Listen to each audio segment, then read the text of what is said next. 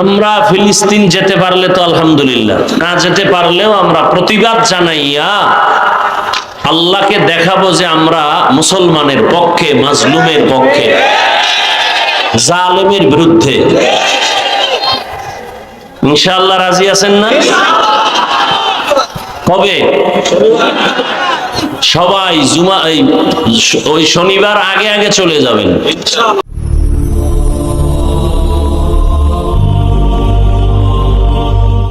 যদি নিরপেক্ষ রাখতে হয়, কমিটির কোন লোক রাজনীতির লোক হতে পারবে না। আর কমিটির লোক যদি রাজনীতির দলের হয়, ইমাম সাহেব 10টা মাইক লাগায়া প্রত্যেক জুমায় রাজনীতির বয়ান করবে। তবে ব্যবধান কি?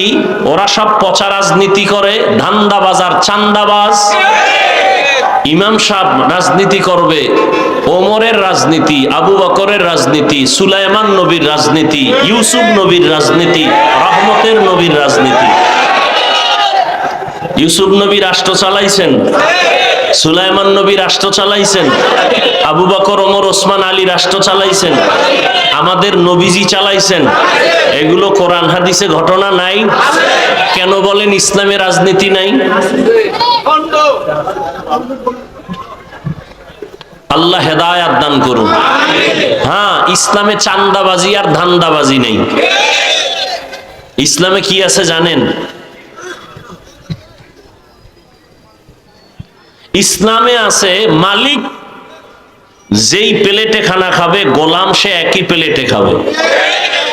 ইসলামের রাজনীতি কি? কর্মচারী কাজ করার মুহূর্তে বেতনটা অগ্রিম দিয়ে দাও।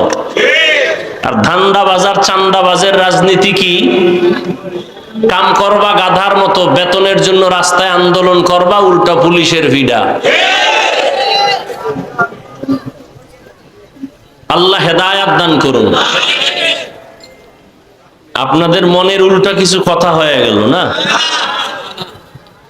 উল্টা হয়নি, বুঝার চেষ্টা করেন, না হয় গাজার পরিণাম ফল ভোগ করতে হবে। ফিলিস্তিনের মুসলমানের কান্নার আওয়াজ, একটা শিশু নিরাপদ না। নামদারি মুসলমান মোরলেরা বসে বসে আঙ্গুল চুষে, কোনো আওয়াজ নেই। না হয় মুসলমানের যে পাওয়ার আছে, মুসলমানের টাকা লাগে না, অস্ত্র লাগে না, ঈমানের পাওয়ার, বিজয়ের পূর্বাভাস। কিন্তু মুসলমান আজ চুপ হয়ে আছে। আমাদের দেশের ওলামায়ে কেরাম ময়দানে, মসজিদের ইমাম খতিবরা জুমার বয়ানে যথেষ্ট পরিমাণ উদ্বুদ্ধ করতেছেন।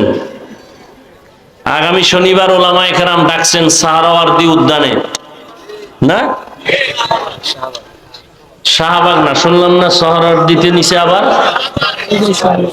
যেখানেই থাক হোক, ঢাকার শহর। আমরা ফিলিস্তিন যেতে পারলে তো আলহামদুলিল্লাহ, না যেতে পারলেও আমরা প্রতিবাদ জানাইয়া আল্লাহকে দেখাবো যে আমরা মুসলমানের পক্ষে, মাজলুমের পক্ষে, জালেমের বিরুদ্ধে। ইনশাআল্লাহ রাজি আছেন না? কবে? সবাই ওই শনিবার আগে আগে চলে যাবেন। মরা তো লাগবেই। আপনি মনে করেন না যে বাংলাদেশের উপরে বিপদ আইতো না? কি বাংলাদেশ? মাদ্রাসার হুজুর আছে, কয়শো হুজুর আছে। বাংলাদেশের থেকে 1000 গুণ বেশি মাদ্রাসা ছিল ভারতে। ব্রিটিশ বেঈমানের বাচ্চাগুলো সে মাদ্রাসা সব ধ্বংস করে দিয়েছে। হাজারো লাখো আলেমকে ফাঁসি দিয়া গাছের সাথে লাশ ঝুলিয়ে দিয়েছে। স্পেনের জমিন মুসলমান শাসন করেছিলেন 800 বছর। যেই স্পেনের জমিনের মধ্যে 30 খণ্ড তাফসীর লেখা হয়েছিল, কুরতুবী, সেই স্পেনে আজ মুসলমানের আওয়াজ নাই, তেলাওয়াতের আওয়াজ নাই। মুসলমানদেরকে স্টিমার বোঝাই করে ভূমধ্য সাগরে নামিয়ে দিছে, যাও তোমরা বাহরাইন, ভারত, আরবে চলে যাও। মুসলমানদেরকে স্টিমারে উঠাইয়া ভূমধ্য সাগরের মাঝখানে যখন স্টিমার গেল, আগুন লাগাই দিছে।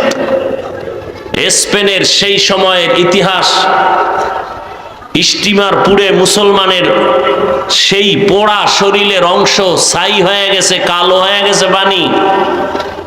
সেই দিনটা ছিল এপ্রিলের 1 তারিখ, মুসলমানের কান্নার দিন, ইহুদি বেঈমান কুত্তাদের হাসির দিন। কিন্তু এ জাতি বুঝে না, ওরাও বেঈমানের সাথে এপ্রিল ফুলে লাফায়। মুসলমানের এপ্রিলের প্রথম দিন কান্নার দিন, মুসলমানের কলঙ্কের দিন, বেঈমানের খুশির দিন। কোন মুসলমান এপ্রিল ফুল পালন করতে পারে না। এপ্রিল ফুল পালনকারী স্বচ্ছ মুসলিম দাবি করতে পারে না। বলার দায়িত্ব আমার, মানবেন কিনা সে দায়িত্ব আপনার। হুজুরেরা বয়ান করবে, বাধা নাই। এই কথাগুলো কোন ইমাম সাহেব মসজিদে বললে চাকরি নেই, কেন? শিয়ালের হাতে মুরগি। বড় কঠিন, আপনারা এত সহজ মনে করেন না, বেশি লাফাইয়েন না। চরমনের মাঠে বলছিলাম না, 2 গরুয়ে ধান খায়, মালিকে একটা গরুর উপরে বেত দিয়া বাড়ি দিছে, তো আর একটা দৌড়।